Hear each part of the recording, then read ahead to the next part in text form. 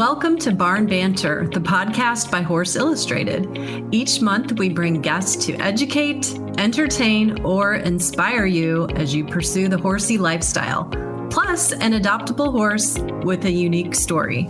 I'm Susan Friedland, an equestrian author, blogger, and speaker with a soft spot for off-track thoroughbreds.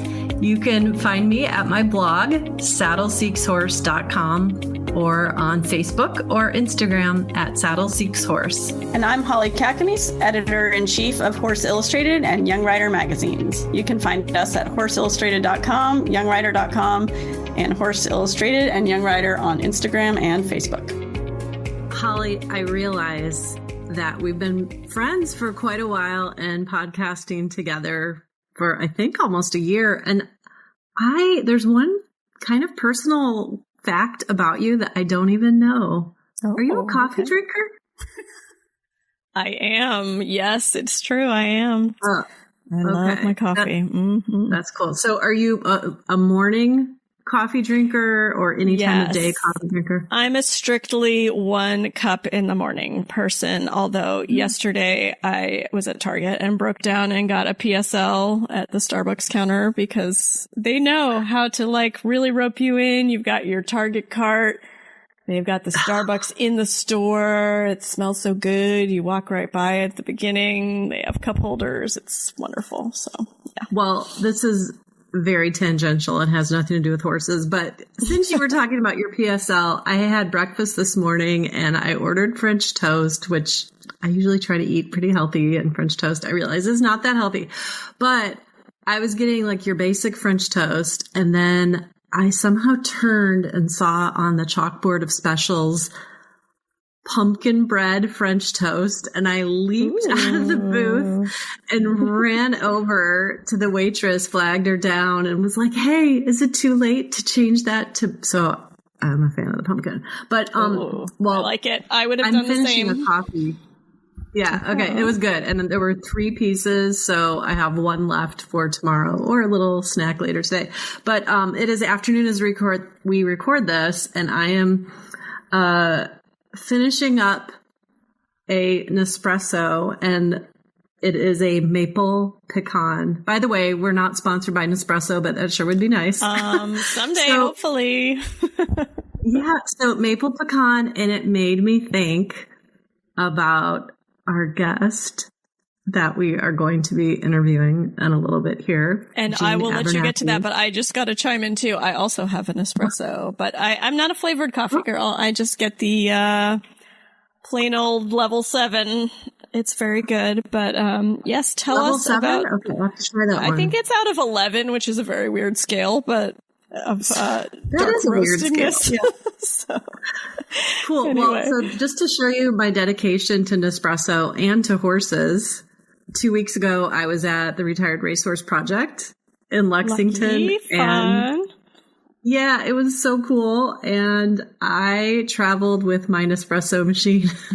What?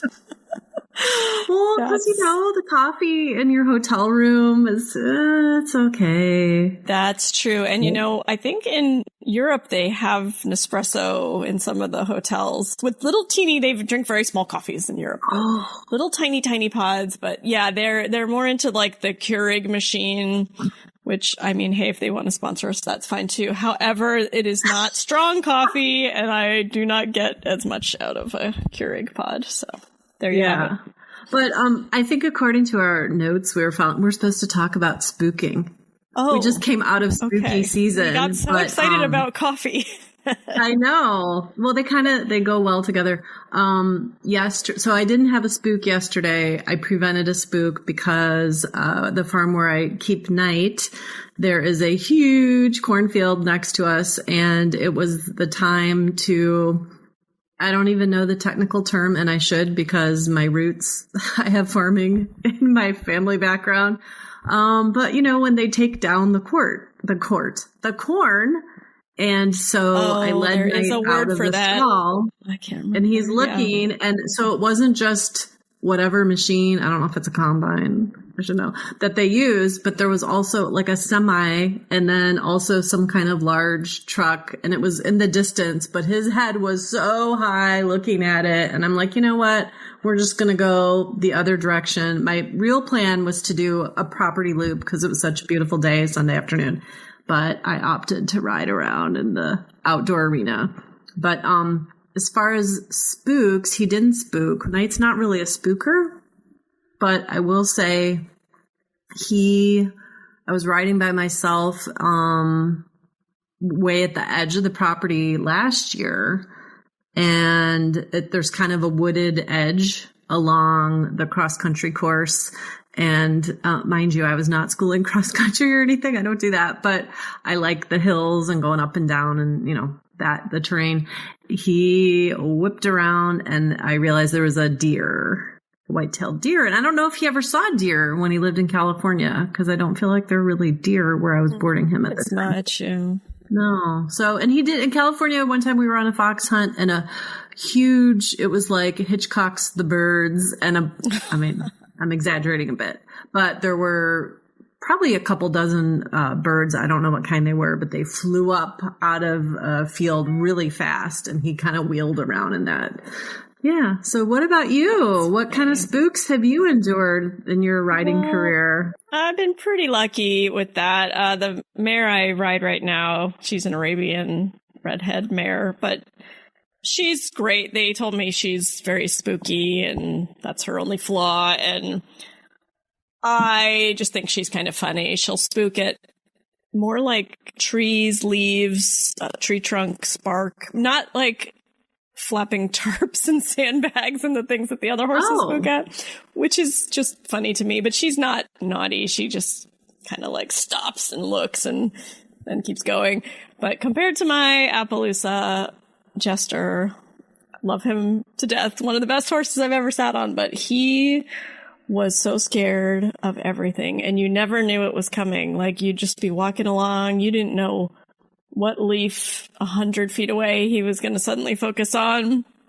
Would just absolutely flip out. He didn't drop me or anything or do that like spin to try to get you off off his back, but he was just so spooky all the time that I don't think any other horse will ever seem spooky in comparison. So that was, what kind of eventually did in our eventing career, because he was afraid of cross country and all the jumps and logs and everything. One time we had this trickle of water going across the field because it had rained, just going from the high point to the low point, a couple inches wide, and he would not step over. He would get through water jumps, but he would not cross that 2-inch water trickle. For like 10 minutes, we were standing there, and I couldn't get him to cross it. So we had a ton of time faults, and I had to go like way, way, way around the water trickle. So, oh no! Yeah, I didn't know that. That's just a funny story. So yeah, he wasn't cut out for that career, and he went on to do other things, and he was very talented. So he just didn't want to do that, and that's fine. That's okay. Very cool. Well, you're a super confident rider, and how long did you have him? About 2 or 3 years. Okay. I'm getting him on my time hop from 10 years ago, 11 years ago, and 12 years ago. So it was in that time frame that I had him. Yeah, it's been a while.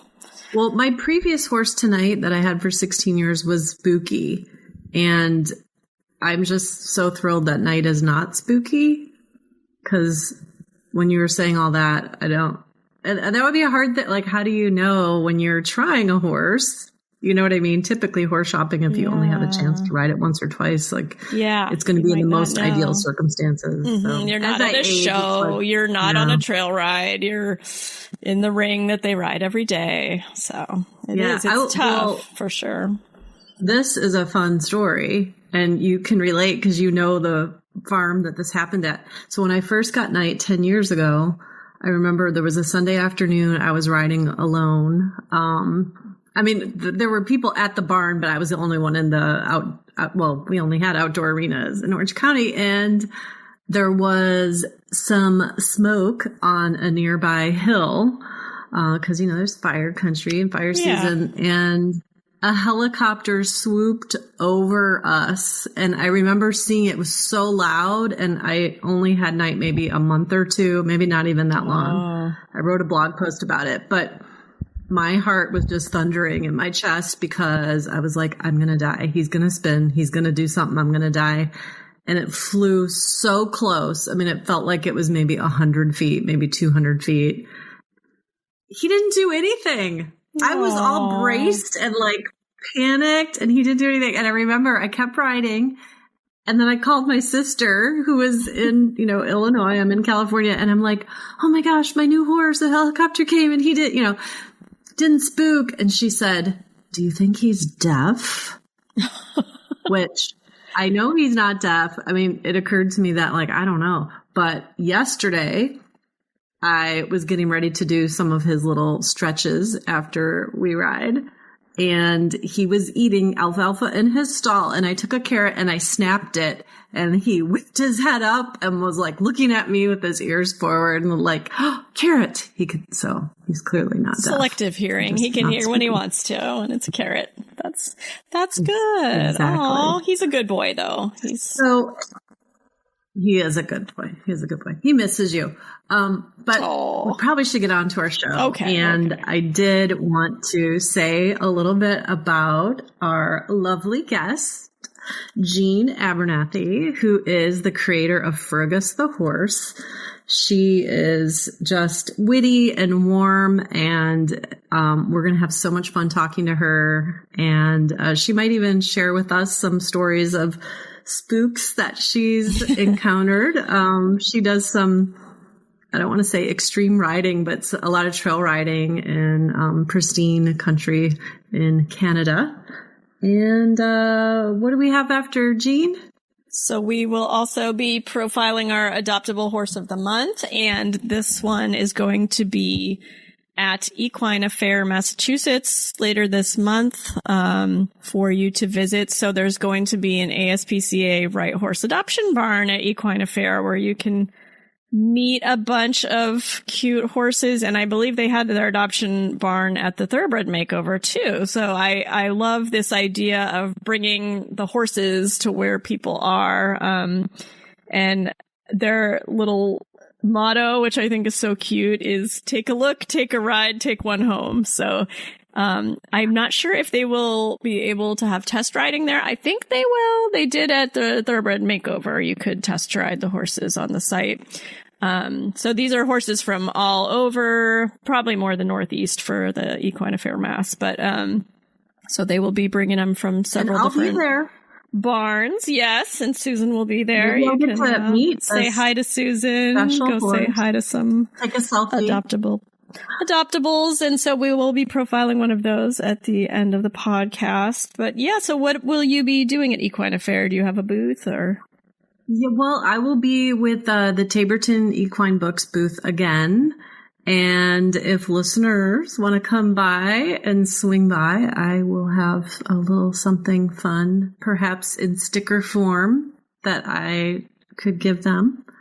It's always fun to meet both readers, people who read my books, my blog, Saddle Seeks Horse, and people who listen to the show. So I think it's, oh my gosh, I don't remember the name of the building. I think it might be the Better Living Building. I hope I'm not saying the wrong name of the building. I've never been to that one. Is it multiple buildings kind of location? Okay. It is. I've been to Ohio. Yeah, but that was it's pretty cool. Yeah, and speaking of the adoptable horse situation, I was at Ohio earlier this year, and I believe all of the horses that were brought in for the ASPCA thing all found homes. So that is really exciting. They were just telling me an update about something like 34 came and 32 were adopted before they even the event was even over, and the other ones were pending or something like that. So it was great. So if you're there, Massachusetts, go say hi.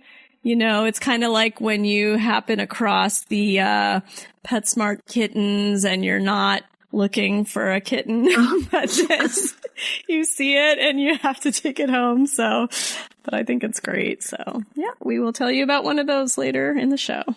Fabulous. Well, let's move on to the episode and talk to Jean and Fergus. Because mobility matters for every horse, look to Adequan IM, polysulfated glycosaminoglycan. For over 30 years, veterinarians, trainers, and owners have trusted Adequan. Ask your veterinarian if Adequan is the right choice for your horse. Learn more at adequan.com. Hi, Jean. Welcome to Barn Banter. We are really thrilled to have you as a guest on our show. How are you doing? And what are you doing? I am well, thank you. I am, these days I'm riding my little horse every morning, and our fall has been so beautiful that it's completely enchanting to have a little ride every morning. My goodness. Okay, so I know you're Canadian, but help us get oriented to what part of Canada you're in. I'm a fan of Heartland. And so are you near Heartland? I'm in my heartland. I live in southern Ontario. If I drive for 2.5 or 3 hours south, I'd be in Detroit. Oh, well, you're not that far from me then. No. So we've probably had a similar fall. This morning, the colors were just so vibrant and beautiful. And poor Holly over there in Southern California, she's going to have all the great winter weather, but we get to enjoy the colors. So, did you grow up in Ontario? Are you a Canadian through and through? Did you play hockey as a kid? I have very little interest in hockey. None, as a matter of fact. I grew up on a farm about 150 miles east of where I live now. And yeah, I did spend 20 years living in the United States.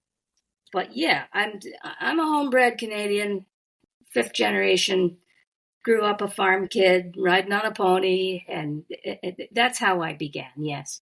And so tell us about your pony or horse that you ride now. And I saw a saddle behind you. I understand you're a saddle maker. So I want to dive into your equestrian past and present a little bit before we start talking about your art.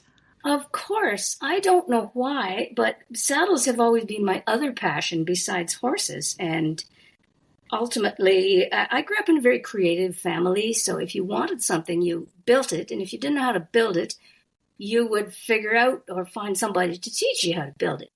So I always had this mysterious, unreasonable passion to want to build saddles, even since childhood. So I've built about 6 of them by now, and the first few were clunkers, but They got better and better. The one I'm riding now is my best build yet. I had the tree custom fitted to my little horse, and of course custom fitted to myself as well. And we've done literally hundreds of miles, hundreds of hours with that saddle. And my mare hasn't got sore, and I haven't got sore. So I guess that's a success. For and sure. I did a little extra effort into making it pretty. So there's some pretty tooling on it too. Okay, I think we are going to have to request a picture of this saddle for our show notes, if that's all right. Oh, of course. Yes, Okay. yes, of course. It's at the barn, of course, but I have some good photos I'd be happy to share with you. I'm rather proud of it. It's a pretty good feeling to sit on a horse, on a saddle you built yourself and have the whole thing working right.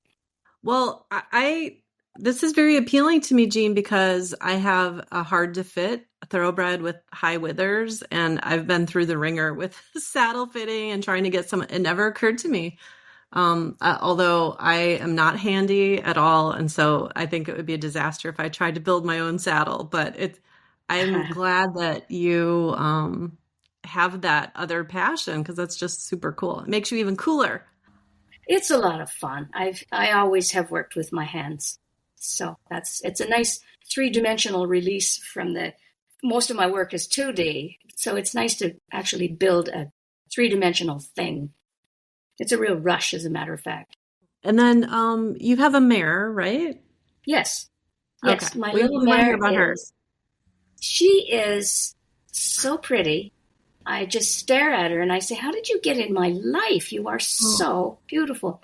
She's 14 hands, 1 inch, which is just my size because I'm not a big person. And her sire is Lee's Last Steady Gun, a Perlino quarter horse. Her dam is a Crabbit Arabian endurance bred. And so I have this metallic, golden, shiny little buckskin mare. And she's as spooky as the dickens. I tell her she doesn't need to be so vigilant, but she doesn't believe me. She's also very kind and very brave, and we are in our 10th year together. And we have spent we spent 9 summers working together on a trail guiding job in Algonquin Park, which is about 5 hours drive north of here. Oh, help us understand that. So if it's that far north of you, how do you do that? Well, in Canada, we can go right to the North Pole if we want to, because the bush goes on and on forever. But there is Algonquin Provincial Park is 7,600 square kilometers. It's pretty big. It's mostly bush. And on the south edge of that, there's a private property right next to the park called South Algonquin Trails. So the proprietor keeps a string of about 40 horses. And basically, we take customers out on the logging roads. We take them for trail rides in the bush on the logging roads in the park.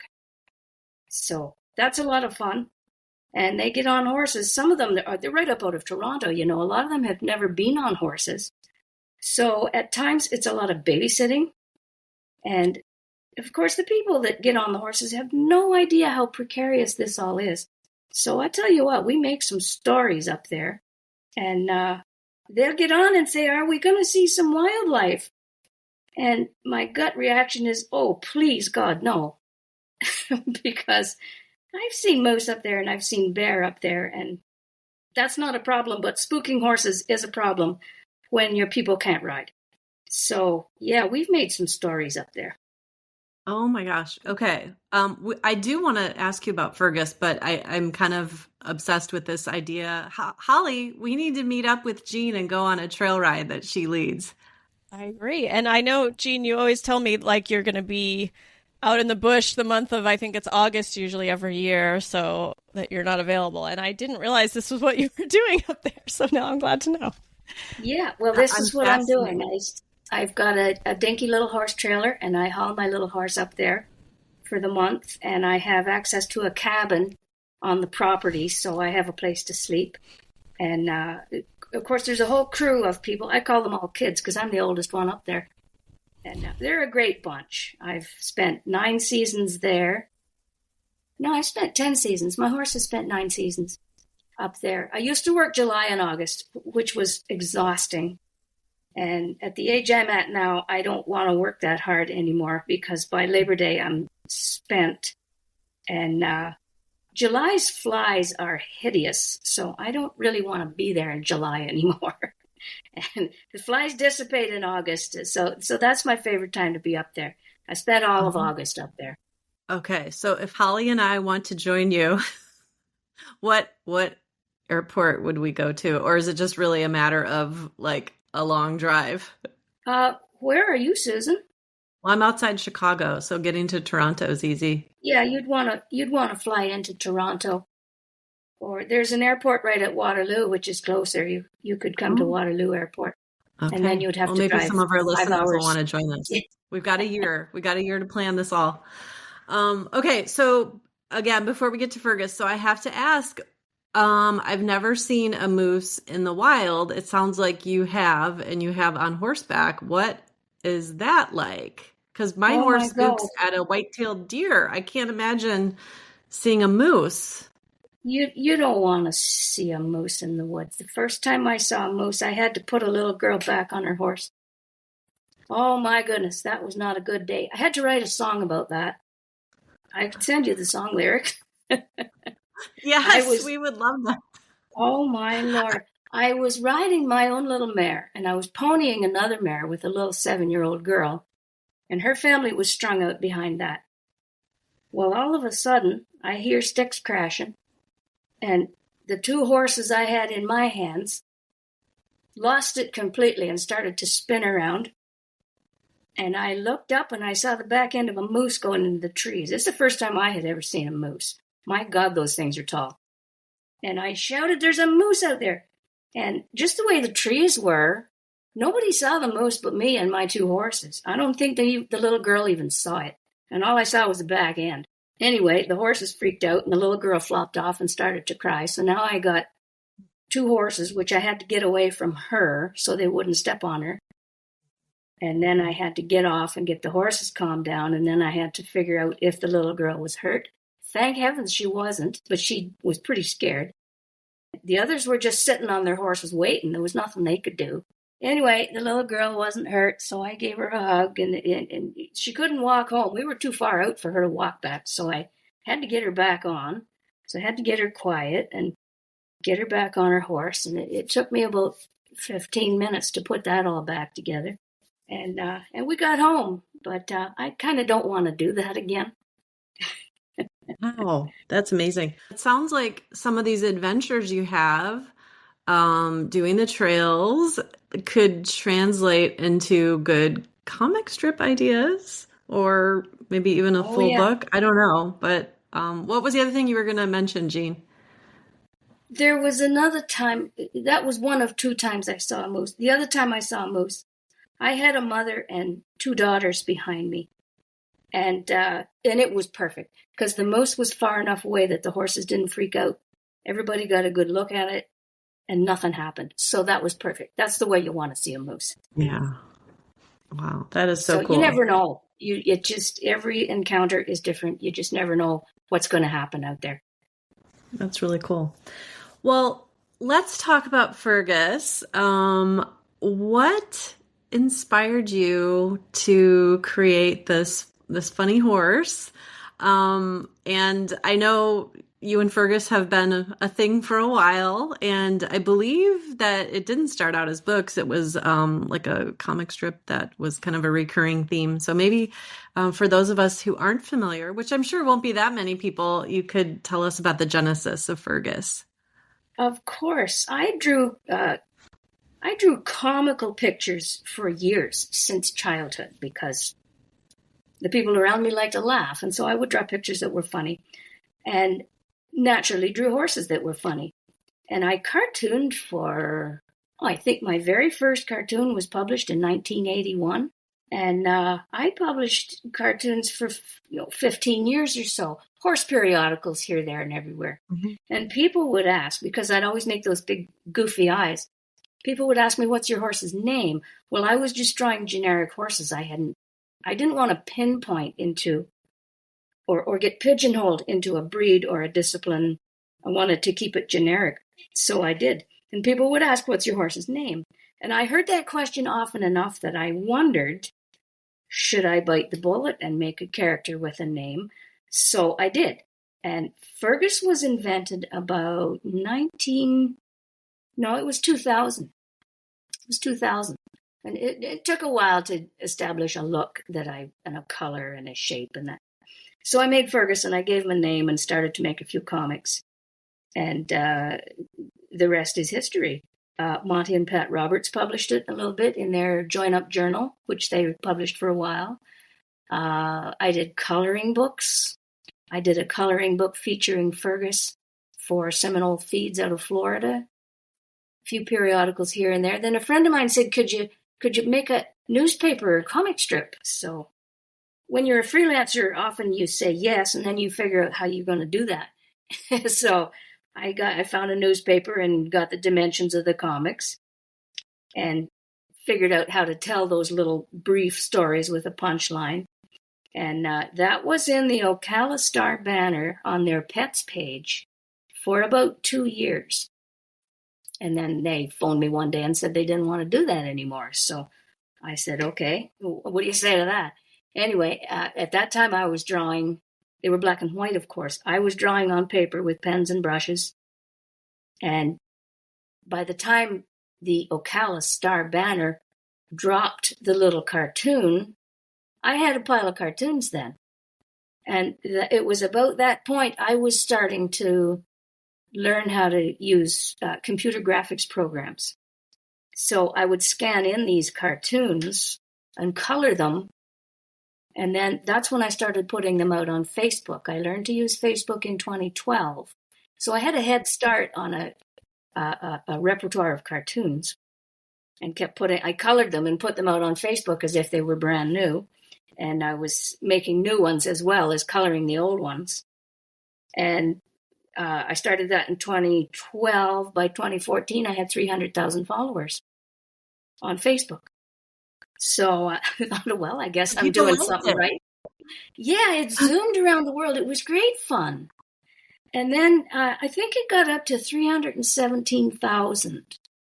And then Facebook changed the way they distributed content. So it stopped growing. And it still says 300,000 on that page. I don't know how many people actually see it. But that put Fergus around the world.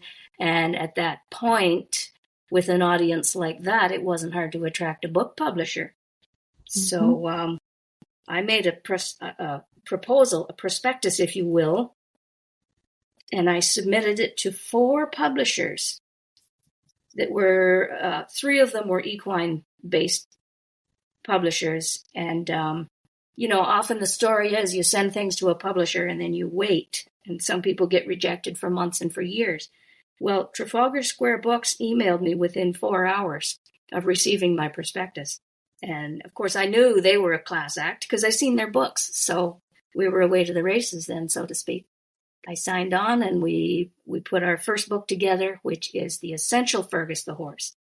That is such a great story. And I think what's inspiring to me is that you had all these, so they were essentially ink on paper, and then yes, you I took still got what you them had in the already, basement. so you kind of repurposed them, gave them new did. life. That's incredible. So who would you say are some of your art influences? For paintings, I like the old stuff. Lucy Kemp Welsh and Sir Alfred Munnings. I could look at their paintings forever. They were so skilled. In terms of cartoon influence, something about Jim Unger appealed to me in my young years. He's the guy that drew the Herman comics. He drew those baggy, saggy old people. And for some reason, I found that was a really funny style. I liked his line work. I liked his humor. In terms of animation, Fergus has never been animated, but I liked Bugs Bunny's sense of humor. It's sort of a smart-ass sense of humor, I like that. I would pick that over Disney anytime. My brother and I laughed at Bugs Bunny till milk came out our noses, if you will. And because Bugs Bunny's really, it's really not kid stuff. And there was something about that humor that I found appealing. So there you go. Bugs Bunny and Jim Unger. I like the old BC comic. It was BC. I'm dating myself here, which is fine because I'm not young. BC and the Wizard of Id. I like those in the comic strips. So do you still take time today to look at comic strips, or is it sort of just you have that style? No, okay. Yeah. Not really. I looked at them because the newspaper came, and I don't get any newspapers now. So yeah. No, I don't read a lot of comics. I've never been a comic book person per se. I have no interest in Marvel comics or the superhero kind of stuff. I don't know why. It just doesn't interest me. Well, because there's not a horse in it. Nor a beautiful saddle or a moose for that matter. It could be that. Could you walk us through your creative process? Like, are you out riding your horse and then you think of something and you have a little notepad in your saddlebag, or like, how do you come up with your ideas and then how do you flesh them out? And is it a practice? I know some writers, it's like they're just going to sit down and commit a certain number of hours every day. Like they have to be in the chair and just crank out material. And not all of it's great, but it's a way to get work done. So maybe just tell us about your process a bit. Yeah, it is a way to get work done. In terms of coming up with jokes for the comic strips, it's kind of a mindset that I learned to put myself in. I did keep a notepad by the bed in case something should come to me in the wee hours. Although I haven't woke up in the wee hours in a very long time with anything fruitful coming out of my mind. I find poetry gets written mucking stalls. And you got that fork in your hand and you're doing a mindless, repetitive job, that's when ideas will come. Often, of course, working with the horses, because we ask horses to do so many different things for us. And if you flip that around and say, well, and put yourself in the horse's mind and say, why would I do this weird thing for you? It doesn't make sense for me. And that juxtaposition of the person that wants something and the horse who thinks on a different plane, there's a lot of room for humor there. And that's the basis of an awful lot of those Fergus comics. Is we get so involved in our human mind, we forget that this is an animal of a completely different nature. And why should they want to do that for us? Why should I want to step into a horse trailer? That's ridiculous. I'm a grassland animal, free grazing animal. Why would I step into a horse trailer? It's that kind of stuff. That's part of the process. So, yeah, and then you groom it from there. It's a tricky business with the comic strips to whittle the words down to so few sentences and so few words to get a punchline across. And the most challenging ones are the ones with no words at all. And they're also the most successful because the viewer has to work for it. And that's usually a good thing. So would you say that's been the greatest challenge is, being able to essentially tell a funny story without words or with very few words? Or what are some other challenges that you've encountered on this journey with Fergus? Yeah, well, very few words, because in the comic strip, there simply isn't room for very many words. You have to have this idea and you got to simplify it down to 3 or 4 frames maximum. That's not very many sentences in those little speech bubbles. So it's a skill that I've honed, and it's a wonderful challenge. I really enjoy it. But to whittle it right down to the bare bones of the joke is a lot of fun. And an example of one you may remember that has no words at all is the character Grace the pony. The fans love her. And of course, she opens the gate and gets out because she's a pony. And I've got one where somebody has built a snowman right over the gate latch so that there's this great big snowman and that the rest of the gate's coming out one side of them and the fence is coming out the other side. So the gate latch is somewhere inside that snowman. And the snowman is standing there with a frown on his face, and he's got his arms crossed, like with "you try it now" sort of look on his face. And the pony's staring at the snowman, and Fergus is staring at the pony, as if to say, what are you going to do this time? But there are no words. So the viewer has to just look at that and figure out who's thinking what. And that's one I'm very proud of. I think it's successful. Maybe we could put that in the show notes too, or have a link so people can see it. Oh, sure. I'll send it to you. Yeah, I did that one on a fridge magnet too. I think I got it stuck to my fridge. Oh, I love that. Have you received any memorable feedback from readers or fans that has influenced you? Like, hey, we would love to see Fergus, have this adventure.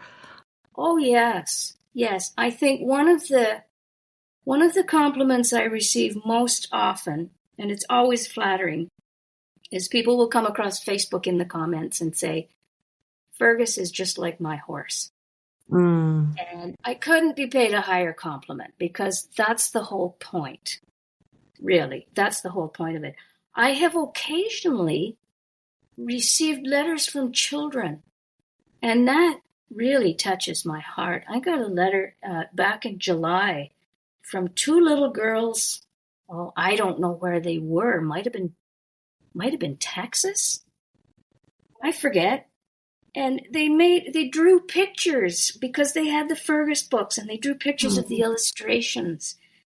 And I was so charmed. I was completely chuffed. And they sent a photograph of themselves, 2 little sisters. They were 7 and 9 or something like that.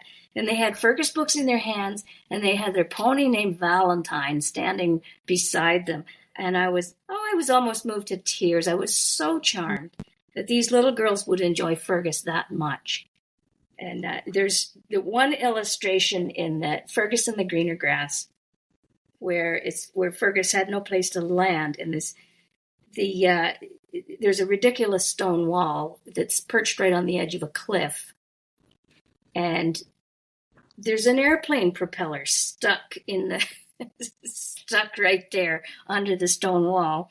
So, you can figure what happened to put that airplane propeller there. It's just some of the goofy things I enjoy putting in the drawings. But these little girls had drawn that scene, and they didn't miss that detail. That little airplane propeller was stuck there in the side of the cliff above the mountain goats. So, yeah, that kind of thing, that just made my day. And I wrote to their father and asked permission to put it on Facebook, the photograph of these little girls and some of their drawings, because they were so charming. That's very sweet. That's meaningful. Well, since we're talking about the little girls that drew their own picture based on Fergus, what advice would you give? And maybe, I don't know if people reach out to you and ask for advice, but if someone is really interested in illustration, making their own comic, or just, coming up with characters and stories, do you have any advice for people? Yeah, draw and draw and draw and draw. Draw every day. This particularly for young people. If you enjoy it, and you have to enjoy it, draw every day and develop a list of artists whom you would like to emulate. And for me as a child, C.W. Anderson was one. I don't know if you remember the Billy and Blaze books. Those were a big influence on me as a kid. And so, yeah, accumulate a list of artists whose work you like, and practice and practice and practice until you're starting to crank out work that you're proud of. And the way to make a good drawing is to start by making 10,000 bad ones. So get busy and get making them. Do you have any upcoming projects that you're able to share with us? Well, right now I'm pulling on threads. I don't know if this is what writer's block is. Maybe, maybe not. I don't know. I've got a few ideas jangling around in the back of my head. I just finished a book. It was launched in August. Late August, it launched at the Hampton Classic Horse Show. I was contacted by my publisher. It was a young lady out in Oregon who was inspired to, she wants to prevent, what's that disease? EHV1? Yes. She and her friend lost a horse. And so she wanted to make a book to promote disease prevention, that disease in particular. And she wondered if Fergus would get involved. And I thought, well, why would I not support that? So we made a deal, and I did a series of illustrations for her little book, and it has just come out. And I haven't even seen it yet. I haven't held it in my hands yet. I will within a week. But it's a lovely little book, and the illustrations are brand new on my new graphics setup that I built to replace my old computer that died a couple of years ago. So I'm very pleased with the artwork and anxious to see this little book. So that has just come out, and I've been promoting that on social media a little bit. I'm sorry, Jean. What was the title of that again? It's called Fergus Learns S'more's Code. Okay. It's in the memory of a horse whose name was S'more. And our author, who is Marion Ellers, your friends call her Mare. How perfect is that? She's a brilliant young woman. She took S'more's name and made an acronym. And each letter of this acronym is something you can do in your barn to prevent the spread of this disease. So that's what that's about. That's very clever. And we actually have her writing up a little story for Young Writer about how she came up with the book idea. And so that will be in a very soon upcoming Young Writer issue. Yeah, she's a very great young lady. I'm just itching to know where she's going to be 10 years from now, because she's already accomplished a lot, and she's just finishing high school. All right, so Holly, it's your turn. I've been monopolizing our interview with Jean, so.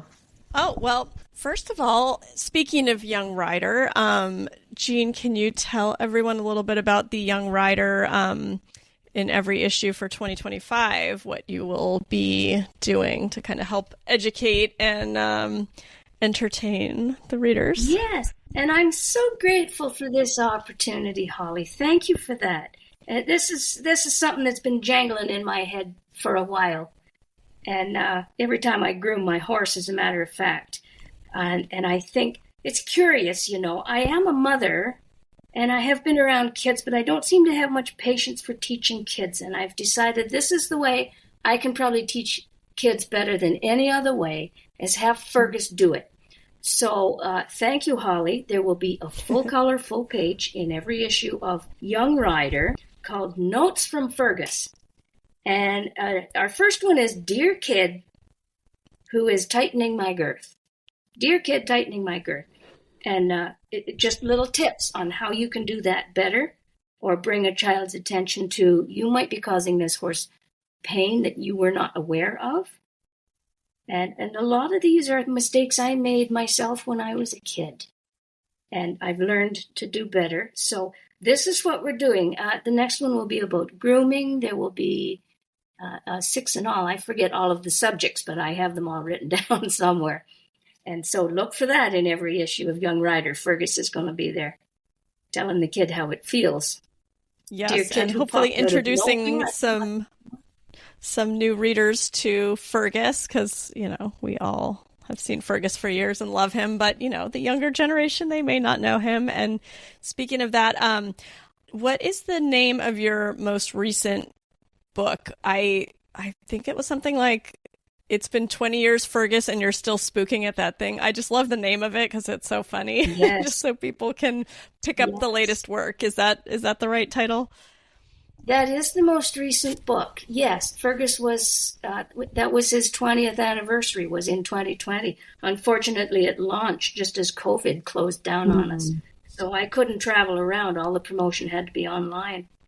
And that kind of took the wind out of the sails. But anyway, you wake up every day and discover you're still alive. All you can do is keep going, So, That's right. The 20 years is the most recent book. And okay, there's a lot of new comics in that one that were not published in any of the others. I did some new artwork for that one. Oh, okay. And I introduced a few new characters. I took the characters on stories in that book. Some of them, instead of just being one little strip with 3 or 4 frames, I would expand the little storyline into 3 strips. So I would have 9 or 10 frames. And that gave me a little more room to tell a story about, I was able to expand on some of the characters. One of them I had a lot of fun with was the unicorn, whose name is Pierce, but he doesn't really know he has a horn. And so it gives him a great deal of difficulty when he runs into things and can't understand why. So there was humor there, I would encourage anyone to get comics in the form of a book like that. I mean, even kids, like when I was quite young, I was buying those big Far Side books that were just like all the Far Side comics, and I Gary just loved Larson, it. And you feel like that's probably over the head of a lot of children, but I loved it anyway. And like you were saying, Bugs Bunny, it's probably not specifically kid humor, but my uncle used to love the Looney Tunes, so I would always be like, oh yeah, this is really cool. Grew up with that humor too. So. Yeah, I need to insert here. So I don't know if Jean is aware, but so I was a middle school teacher for many, many, many years. And we had a reading period that was like 23 minutes. And I had one 6th grader that every day was reading Calvin and Hobbes. And like the administration really wanted them to read chapter books and everything. But he would just be back in the corner and I could see his shoulders shaky and he was giggling and giggling and he read all these books and he got great grades in my class. Well, when we did like the statewide testing, his reading was like off the charts. And I thought, let kids read. Who cares that there's pictures in there? It's still story. They need to understand story and conflict and all of that. So my recommendation, because holidays are coming, these are great books really for any age, the Fergus stories. Yep, if you like horses. The age recommendation is from age 5 to 95. we've printed it right on the books. And That's perfect. well, I like to emphasize that because my mother, both our parents, but particularly Mom, she read to my siblings and I. We didn't have a TV in the house. She read to us for hours, right up into our teens, books and books and books. And so I developed a pretty healthy appreciation of what read aloud, what quality time that is. That is such good quality time. So I designed our 3 children's books to be read with a parent, or a small kid and a big kid together, or a parent and a child. I designed them specifically to be really fun read aloud. And I think they are. I do the age recommendation because in comparison with someone like Dr. Seuss, you know, those rhymes are so nutty. It's just as much fun for the grown-ups as it is for the kids. And that was my goal, was to make the Fergus poems and illustrations just ridiculous enough that it's fun no matter how old you are. That was my goal. And I think I've achieved that. I hope I have anyway. Well, my son's almost 5, so it's time to get him started. 5 to 95. I love it. But yeah, I mean, I grew up reading comic strips. Like, back in my day, would get the newspaper delivered every day. That'd be the first place I would go as a kid, flip to the comics.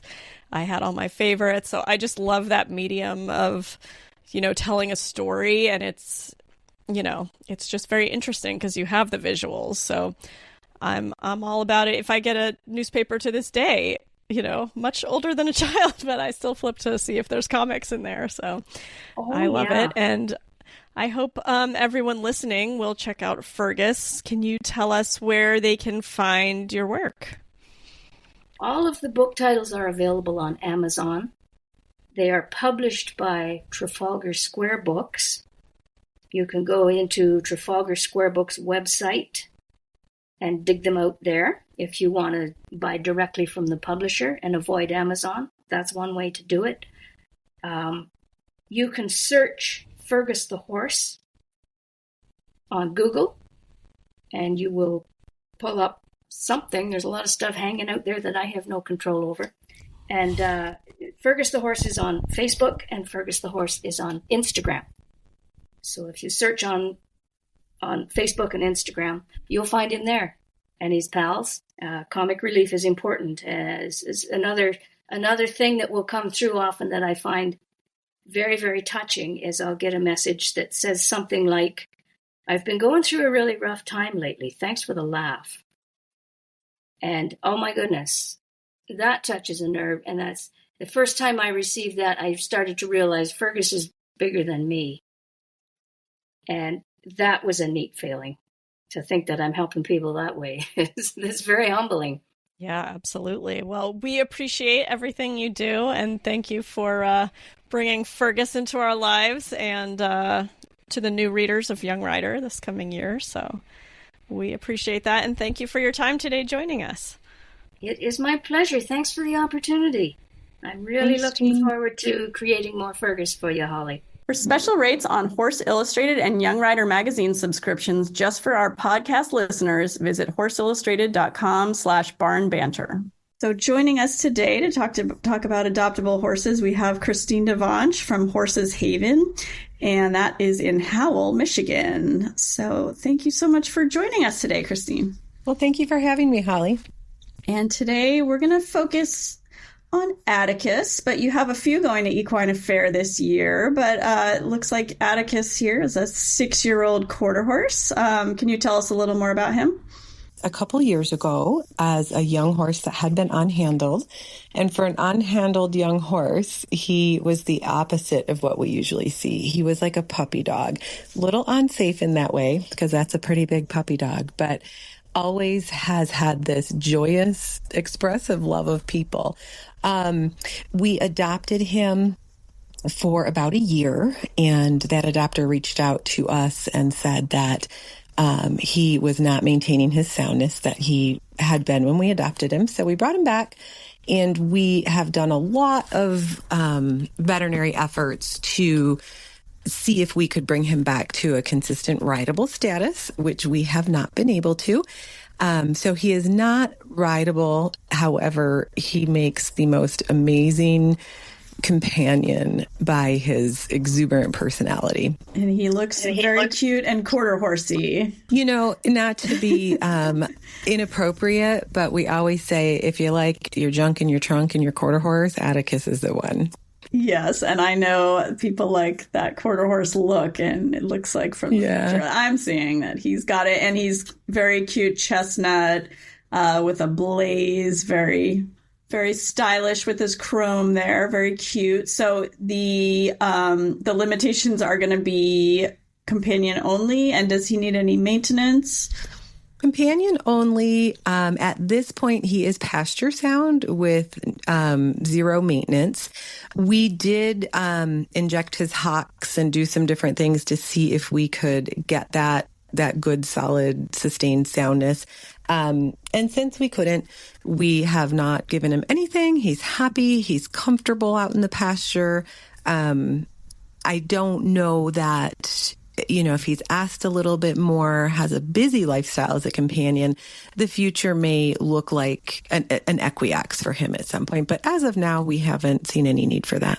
Okay, sounds great. Well, he is adorable and love the fun personality. So I'm sure he will find just the right person for him out there that wants somebody to be a fun horse to be around. So, and he's just adorable. His face is just very cute. It's like his hey, very first thing every time. He is. He's the first one to greet you. He's nice to his horse friends. And when you bring him in the arena for a grooming session, as soon as his hooves hit the sand, you have to know he's going to roll.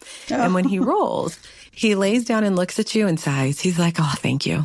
He's quite cute. Funny. Yeah, he's and you said he gets personable. along well with other horses, and easy to handle. So that all sounds great. Very easy to handle, very friendly. Awesome. And then, so you are taking, is it 3 horses to Equine Affair? So you got this one and 2 more. Do you want to just touch on the others? It looks like a long drive. Are you near Detroit, or what part of Michigan are you guys coming from? We are Southeast Michigan. It's 1,100, just over 1,100 miles for us. Oh, wow. So it is a long drive. We have gone to the Ohio Equine Affair and brought 5 horses each year for the last 2 years, and they've all been adopted at the Equine Affair. Oh, great. This is our first year going to Massachusetts, and we are bringing 3, Atticus, Sadie, and Holly. So it's the mare party. Sadie is mid to late teens, around 18. She's a beauty. She's a paint mare. She's gaited. She also had some soundness issues coming in, and we have been able to resolve those with corrective shoeing. And she is likely been a trail horse most of her life. She loves to go sneak by the gate and say, "Let's get out of this arena." But she's really growing in her comfort in the arena, and she loves to hit the trails. She's a sweetie. Oh, she sounds perfect for a trail partner. I know people like to have a nice flashy gaited horse that love to trail ride. Right now I'm kind of in a trail riding era, and it's just so fun to, have a horse that is smooth fantastic. to ride. Yeah. And then Holly has been with us for 2 weeks. So she is a new intake, but she cleared her evaluation with my trainers with flying colors. And she also cleared her full vet exam, lameness exam yesterday with flying colors. She is a very cute little buckskin mare quarter horse who reportedly had a life as a barrel racer. At 2021, that life is behind her. But she is very willing to accept a rider. She's a little nervous, and I think it's because she just got here. But once, you get in the saddle, she's like, okay, I know what my job is. And she's been the opposite of that barrel racing mindset. She may toss her head a couple times, but she is very responsive and very appropriate under saddle. Oh, I love a buckskin. Absolutely beautiful. I'm sure her pictures are going to be very cute. We'll get them up if they're ready in time. Otherwise, we'll have links in our show notes for everyone to check these guys out. But thank you so much for joining us today and telling us a little about these 3. We really appreciate it. Absolutely. I can't wait to see everybody at the Equine Affair. All right. Thank you. Don't be shy. Show us some barn banter love by leaving a review And you can tell all your friends too.